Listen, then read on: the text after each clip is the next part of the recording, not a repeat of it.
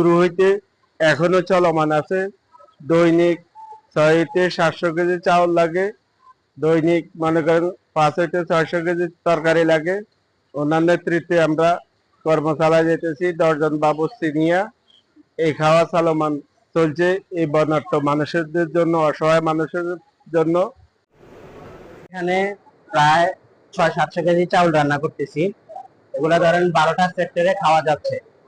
এগুলা নেতৃত্ব বা আয়োজনে আছে আমাদের মিয়া ফয়সাল ভাই, ওনার আন্ডারে চলতেছে। আমরা আলহামদুলিল্লাহ আজকে 12-13 দিন যাবত এই কার্যক্রম চালাচ্ছি।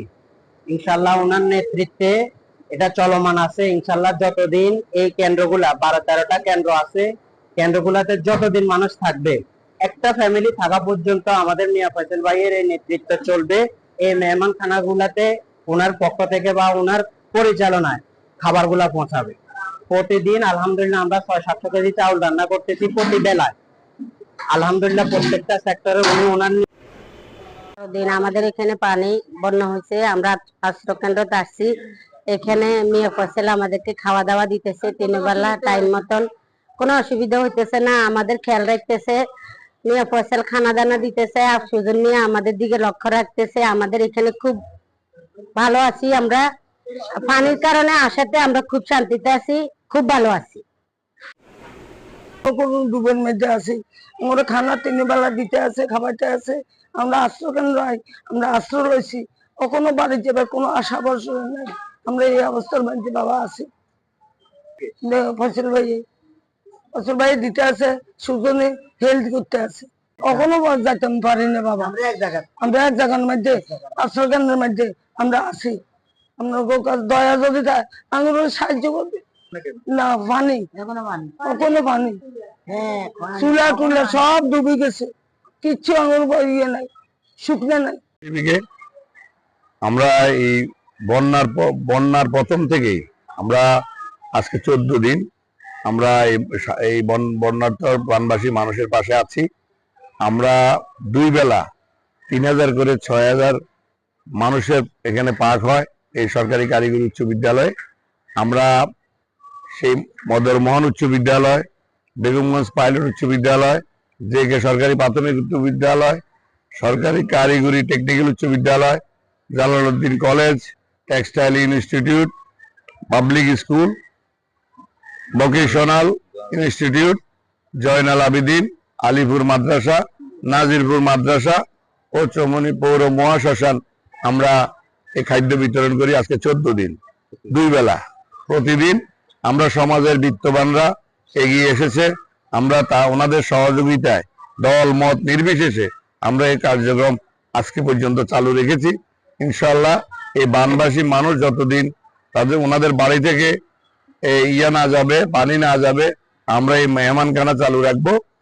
ইনশাআল্লাহ আমরা আল্লাহর কাছে দোয়া করব, আল্লাহ যেন আমাদের এই ভুল ত্রুটি ক্ষমা করে দিয়ে অতি দ্রুত মানুষের বাড়িঘর থেকে যেন পানি চলে যায়।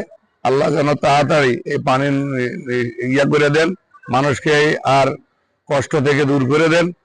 আর আমরা আপনাদের মাধ্যমে দেশবাসীকে জানাতে চাই, আমরা যারা এই ত্রাণ কাজে আমাদের আব্দুল কাদের সুজন সহ, আমাদের অরূপ সহ, কুড়িপাড়া আলিপুরের স্বেচ্ছাসেবক যারা ছিলেন, অক্লান্ত পরিশ্রমে তারা এই কাজ করেছেন। বিশেষ করে আমার ঘরেও পানি ছিল, আমরা সেদিকে না তাকিয়ে এই বানবাসী মানুষের পাশে এসে দাঁড়িয়েছি আত্মমানবতার সেবায়। এখানে দলমত নির্বিশেষে সকলেই সহযোগিতা করেছেন। এখন সকল রাজনৈতিক দল, বিএনপি, জামাত, হেফাজত, চরমোনাই, সকল রাজনৈতিক দল এবং সমাজের বিত্তবানরা এখানে এসেছেন, ওনাদের হাত প্রসারিত করেছেন। এই কারণে আমরা আজকে 14 দিন আমরা এখনো আমাদের এই কার্যক্রম চালিয়ে যাচ্ছি। আমরা ইনশাল্লাহ আশা করি আগামী 2-1 দিন হয়তো পানি চলে যাবে, আমরা এই 2-1 দিন আমরা এই কার্যক্রম চালিয়ে যাব। এবং পানি যতক্ষণ না যাবে আমরা ইনশাল্লাহ এই 12টি কেন্দ্রে আমরা আমাদের খাদ্য সামগ্রী এই মেহমানখানায় আমরা আমাদের এই দুপুর এবং রাতের খাবার আমরা চালিয়ে যাব। নিজেই অসুস্থ হয়ে গেছি, আপনি দেখেছেন এই যেখানে পাকশালা সেখানে 3টা চুলা প্রচন্ড গরম। আমি কালকে মানে ইয়েতে হাসপাতালে আমি ইসিজি করেছি, আমার রক্ত টেস্ট করেছি, আমার ইকো পর্যন্ত। ডাক্তার আমাকে এখনই হাসপাতালে যাওয়ার জন্য, এনজিওগ্রাম করার জন্য আমাকে বলছে। আমি কোনোটাই কর্ণপাত করি নাই, আমি ইকো করেছি, আমি এই বানবাসের মানুষের পাশে আছি ইনশাআল্লাহ। আমি ওই সবাই আমাকে বলছে ঢাকায় চলে যাওয়ার জন্য, আমাকে এনজিওগ্রাম করার জন্য ডাক্তাররা পরামর্শ দিয়েছে, আমি সেদিকে কর্ণপাত করি নাই। আমি আল্লাহ পাকের মহান রব্বুল আলমীর কাছে ফরিয়াদ করবো, আল্লাহ আমাকে আরো 2 দিন সুস্থ রাখেন। আমি ইনশাআল্লাহ 2 দিন পরেই ঢাকায় চিকিৎসার জন্য যাব। আপনারা আমার জন্য দোয়া করবেন, আমার যারা স্বেচ্ছাসেবক আছে তাদের জন্য দোয়া করবেন, কেউ যেন কোনো অসুস্থ না হয়। আমরা যেন যে সেবা দিয়েছি এই সেবাতে আমরা অত্যন্ত খুশি, কারণ আমরা মানুষের পাশে এসে দাঁড়িয়েছি। খুশি আমরা যতটুকু হয়েছি, যদি মহান রব্বুল আলম খুশি হয়, এটাই আমাদের পাওনা।